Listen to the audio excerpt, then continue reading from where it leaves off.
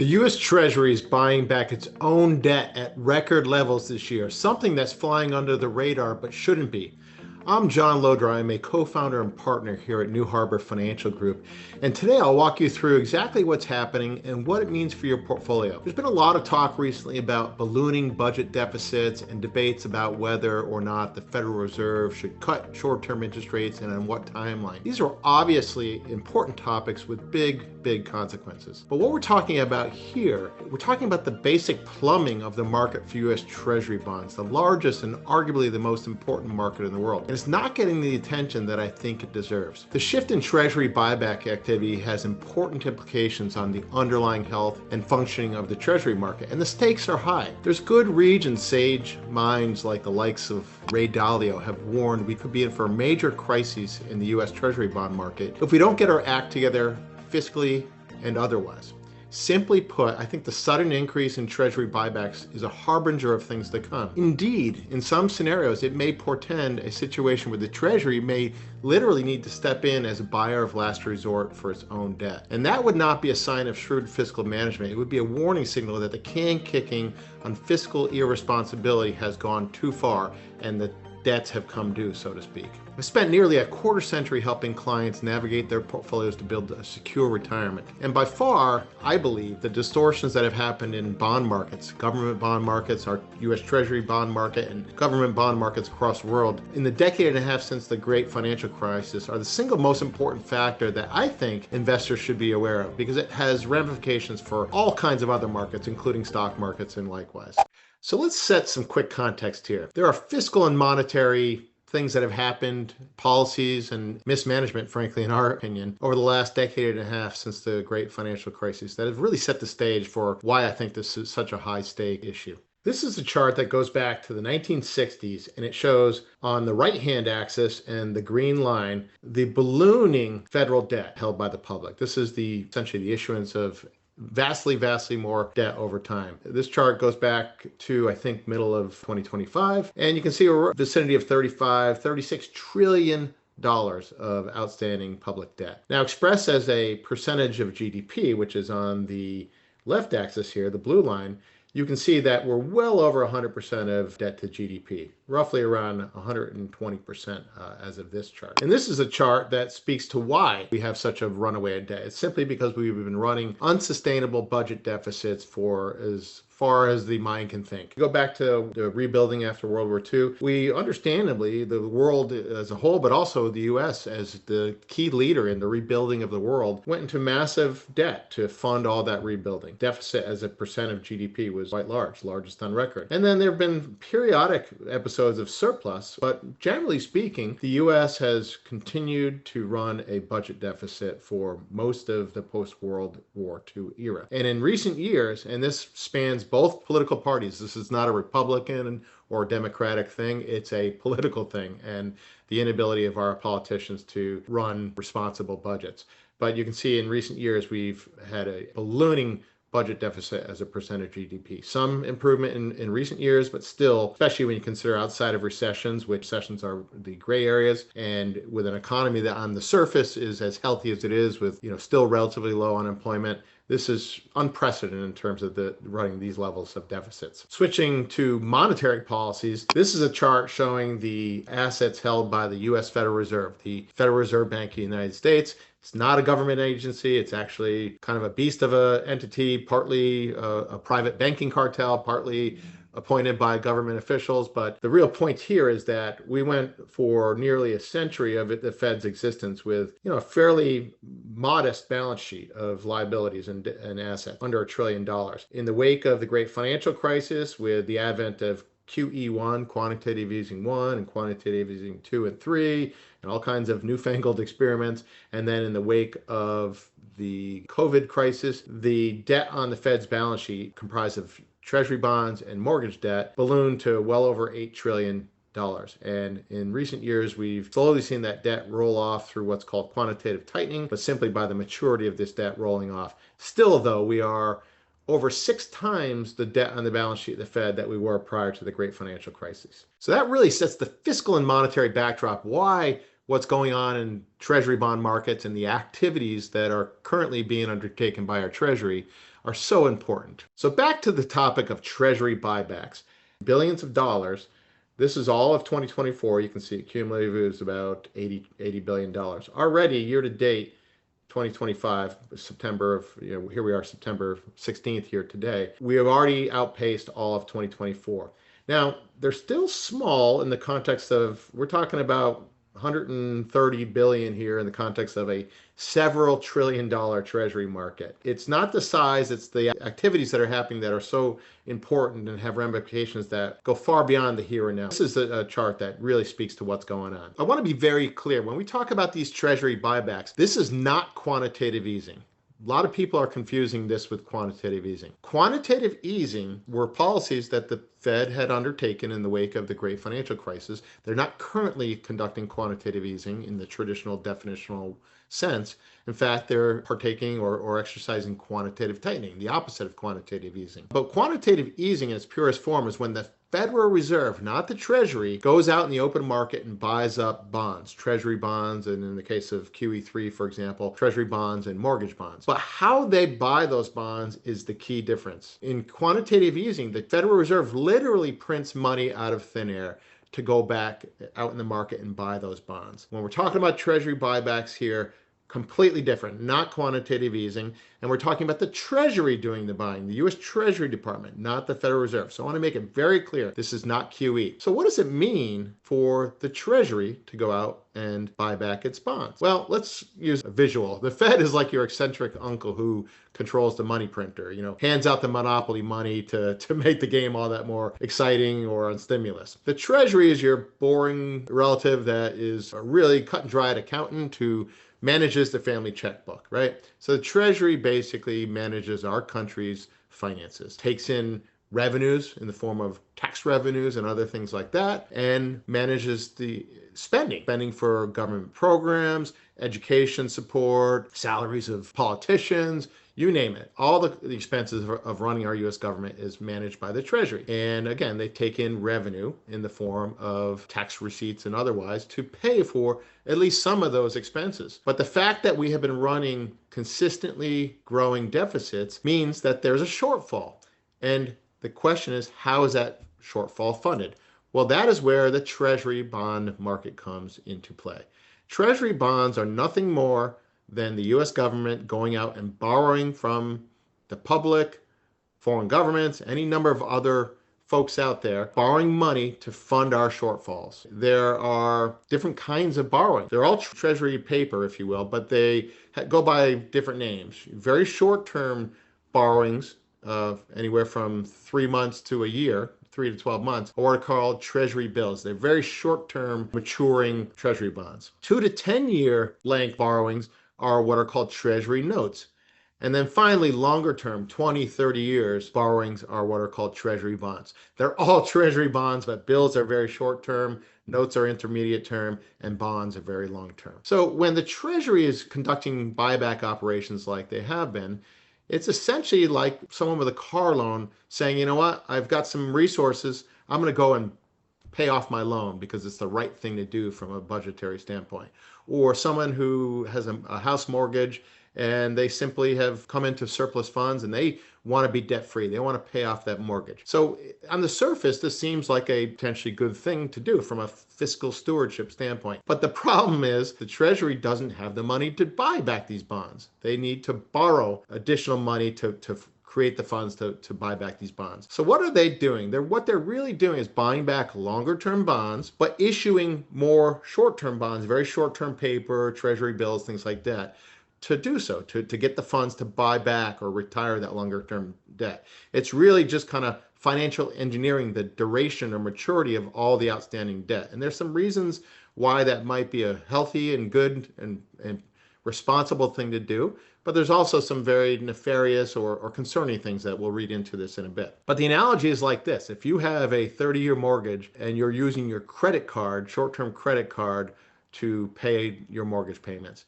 Now, in most cases, that would make 0 sense because most credit card rates are high, significantly higher than mortgage rates. So that wouldn't make sense. But if you could find a credit card that had a promotional low interest rates or 0 interest rate or a rollover of consolidation of credit cards, That could be a good thing. If you're paying off 6% mortgage debt with 0%, at least for a short period of time, credit card debt, that could make sense, right? But the problem is when that short-term debt comes due, what does it get renewed at? But the key takeaway here is there is really no betterment of our fiscal deficit. All the Treasury is doing is swapping out longer-term debt for shorter-term debt. We're still just as much in debt as we were. They're just playing games with how far out in the curve we have that debt. So let's talk about why this is happening. There are three basic reasons. The first reason is that the Treasury Department has the opportunity to replace higher cost, longer term debt with higher interest rates by issuing shorter term debt at lower interest rates. So this is a chart of the Treasury yield curve as of the 15th of September 2025. On the left hand is the reverse repo rate. This is basically the very short term overnight rate that the Federal Reserve sets. This is the only interest rate that the Fed controls. All this talk about the Fed's got to cut rates so that mortgage rates come down. There is no specific linkage between what the Fed does on the short end of the curve, the overnight rate, and what longer term rates like mortgage rates do. The market sets longer term rates. So what we have here is the reverse repo rate, the overnight rate, and then we got 1 month, 2 month, 3 month. These are Treasury bills all the way out to 1 year. And then we get into the Treasury notes, 2 year, 3 year, 5 year, 7 year, 10 year. And then the long term, 20 year, 30 year, the Treasury bonds. What you see here is that the long term paper is yielding, this is again as of September 15th, 2025, costing the borrowing cost to the US Treasury, the US government, is something about 4.65, 4.7% maybe. That's off. That was closer to 5% even just recently. But you can see the short end of the curve is much lower interest rates. You know, we're talking about 6 months, for example, at 3.8%. So there is an opportunity to save. It's kind of like refinancing a house mortgage. If the interest rates drop and the one you have is a higher interest rate, yeah, it makes sense to replace it with a lower yielding interest rates. Now, the key again, though, is these are short-term issuances. And the real question is what happens when this debt rolls over? Is the US government still going to be able to finance that at a lower rate than longer-term rates? But for the present tense, there is a sensible reason for rolling debt back to shorter term for that reason. Let's look at a comparison of the current yield curve with the one that existed literally 1 year ago on September 16th of 2024. So the blue line is the one we just looked at, the yield curve, and the red line is a year ago, September 16th, 2024. You see a vastly different picture here where the short-term Treasury bills and things like that were vastly higher than the long-term debt. This is what's called an inverted yield curve. And that's a very abnormal situation. In fact, we're coming off one of the longest periods of curve inversions over the last year that we've seen in a good long time. That is not a healthy situation. And there's a very real potential that we have that issue again. So this financial engineering along the yield curve that the Treasury is currently going through is a great idea until potentially it's not. But right now it makes a lot of sense. And zooming out, this is a chart that shows the spread between the 10-year Treasury note and the 3-month Treasury bill. And you can see this line right here is the zero bound. Basically, the 10-year and the 3-month bill are yielding or costing in the parlance of the U.S. Treasury's cost of borrowing the same amount. But you can see the last several years there was very deep inversion, like nothing we've seen going back decades. Finally, we saw a bit of an uninversion where the 10-year yield spiked above the 3-month yield, and we're back down where those yields are roughly equivalent. But if history is any guide, there's a good possibility that we see a further continuing of the spread widening, which means a steeper yield curve where this activity by the Treasury to buy back longer term debt, finance it by issuing more shorter term debt could be a very sensible thing to do. First reason is, at least for under the current set of conditions, a very shrewd and thoughtful thing by the Treasury to be doing. But it's only as good as the current conditions last. The next reason that the Treasury is likely doing this, and this gets to the idea of the short-term rate cuts by the Fed. The Fed has been on hold for several months. They first started cutting interest rates back essentially a year ago, September of 2024. And since that time, the curve has steepened, meaning longer term rates have generally gone up, even though short term rates have come down. So we are literally on the eve of the September 2025 Fed rate meeting. And it's probably one of the most highly anticipated Fed rate decision meetings in a good long while. In no small part because there's been a huge amount of political theater by President Trump and his economic advisory team, including Secretary of the Treasury, Scott Bessent, basically jawboning, bullying even the Federal Reserve to cut rate. And so far, there's been this tug of war between the Fed and the Treasury and kind of what that rate path has looked like. The Trump administration has called for a massive cut of the point they've talked about. Hey, we need 3 percentage point cut right now, like overnight. So the market has been really struggling and battling over this. But the recent slowdown in the job markets has finally given some cover for the Fed to seriously think about even just a modest rate cut from where we are. So the current short-term rate that the Fed sets is 4.25 to 4.5. It's stated as a range. So you can see the next Fed meeting is tomorrow, the 17th of September of 2025. And you can see there's a 96.1% chance that the market assigns the Fed dropping a quarter percentage point down to the 4 to 4.25% range. And the market is even pricing in a 4% chance that they drop 2 quarter point drops, so a 0.5% drop in the meeting tomorrow. The strong money is on a 0.25% drop. But moreover, you can see that going out, these are future Fed meetings. If you look out to the end of next year, December of 2026, the base case scenario, as highlighted in these blue boxes, is 1, 2, 3, 4, 5, 6 quarter point cuts between now and the end of next year. And even this year, 1, 2, 3 cuts the balance of this year. This is a pretty dramatic repricing. Just a month or two ago, there was a very little probability assigned by the market that this would happen. So the Treasury, partly by their own bullying, is trying to bring short-term rate path down so that they can continue this buyback of longer-term debt and reissue shorter-term debt at lower rates. So the first two reasons we covered are actually quite legitimate and sensible reasons for the Treasury to be doing increased amount of Treasury buybacks to lower essentially the cost of borrowing for U.S. taxpayers. The third reason is one that is actually not such a good reason, and I call this the scary reason. The reason this is that there are increasing concerns that the buying demand for U.S. Treasuries is starting to run into trouble and will increasingly witness trouble as we get further and further along without solving kind of our fiscal imbalance. First thing I want to point out is for the period of 2003 to 2013, there were actually no buyback operations, not a single one. Okay, so all of a sudden we have this pretty dramatic year-over-year increase in the pace of buybacks. So something is going on here that's different. Now, it's not coincidence that right after this period, that's when QE and all the interventionary policies of monetary and fiscal policies really started to take root that I showed earlier on in this presentation. So now you might say that the rooster has come home to roost, and the actions in the Treasury markets are one that are increasingly out of concern and desperation rather than from a standpoint of strength and confidence. This here is a schedule of the buyback operations that are scheduled by the Treasury. You can see here the dates here. And the first thing I want you to note is that the operation type. There's two reasons for the Treasury to conduct buyback operations. One is simple cash management, to manage the cash checkbook, if you will, of the U.S. government. The second is liquidity support. And what you see here is all these announced Treasury buyback operations are all listed as the reason being liquidity support. Quite simply, increasing the liquidity and the functioning of the Treasury market. Fact of the matter is, if you look at Treasury bond auctions over the last bunch of years, increasingly there have been instances where the liquidity of those auctions has been challenged. There have been some bond auctions that have been downright disappointing and have given shocks in the form of spikes in interest rates that in some ways have come out of nowhere. Nothing too dramatic or too concerning yet, but the real question is, as we go further along and our budget deficit becomes more and more of a problem, which every evidence looks like it will be, there's been no real sustainable resolution to that. There's going to be increasing concern on the part of the general public, U.S. citizens, foreign governments, and everybody that would traditionally be in Treasury bond auctions to be less eager to buy the Treasury debt. In other words, less eager to lend to the U.S. Treasury.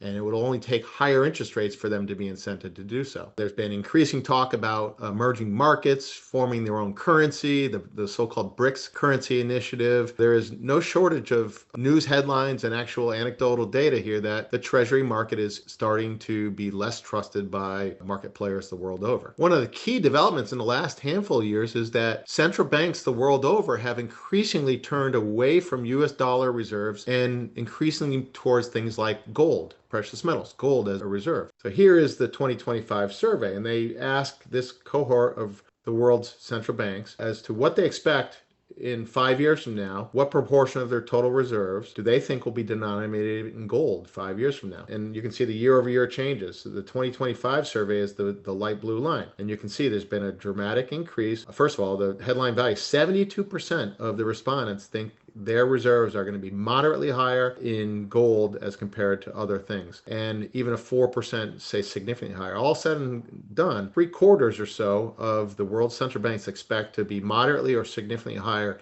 in gold reserves than they currently are. And where is that coming from? Well, we only need to look at the flip side of that. What proportion do these central banks see of their total reserves being denominated in US dollars? And you see a mirror image. So gold is expected still, even after the last handful of years, this playing out exactly this way. Even looking forward over the next 5 years, the world central banks see a continued shift away from the US dollar and US treasuries towards things like gold. So this brings back a harbinger of future policy moves, basically a continued intervention in the bond markets. There are all kinds of snazzy names out there for policies, things like Operation Twist. What is Operation Twist? Well, it's essentially the same thing as what I just described as the Treasury Buyback program, buying back longer-term debt by issuing shorter-term debt. But Operation Twist is a monetary policy, not a treasury policy. All the things we just talked about there in this treasury buyback is the treasury doing it. Operation Twist is when a central bank buys back our Federal Reserve, or in the case of, for example, Japan, the Bank of Japan, they buy from the market longer term bonds. But where do they get the funds to buy those bonds? They're not issuing short-term debt. They're literally printing money out of thin air. And that is likely to be a playbook that will eventually go back to the drawing board. The central banks have used these policies, and we have little doubt they'll use them again. Also things like yield curve control, which is very much a similar type of thing. Buying back, setting a target yield on longer term bonds to fix that yield. And if the market wants to take those yields higher, the central bank intervenes and prints money out of thin air, literally to suppress those yields. And this is all movie we've seen before, and you could say that these are the kind of policies that led to the inflationary shock that we just seen in the last couple of years. Getting to the takeaways that I and the team here at New Harbor Financial have and what we think it means for client portfolios, we think that we're likely in an era of sticky and higher inflation, not a disinflationary period like we saw for the 40 years following the inflationary episode of the 1970s. We think the next decade or several decades is likely to be pronounced reinflation, sticky inflation, spikes in inflation, a much different environment, much more tricky environment. Certainly when it relates to investing, things like bonds and fixed income instruments are likely to be not a very good buy and hold instrument in that kind of scenario. Things we do think are going to be really important are tactical shifts to portfolio, getting in and out of asset classes as these extremes come and go, but also the importance of alternative assets, real assets, tangible assets. Things like commodities, precious metals, natural resource producers. These are the tangible hard assets that can't be printed out of thin air.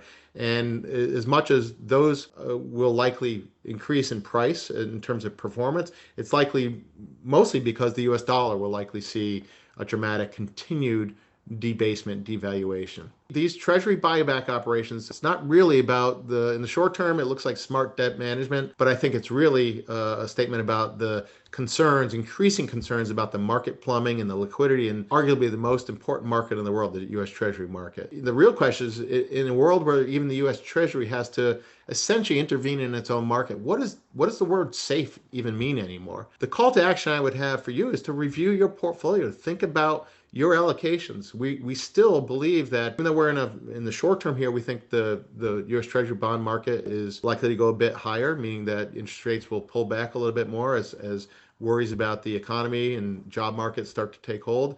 The longer term picture we have is very much one of intervention because of the likelihood of the bond market protesting and demanding higher interest rates to continue to lend to a fiscally challenged government finance situation. So really important times. We urge you to keep your eyes open, your minds objective and clear. We invite you to reach out to us here at New Harbor anytime, whether you're a client or not. The team here would love to have a chat with you.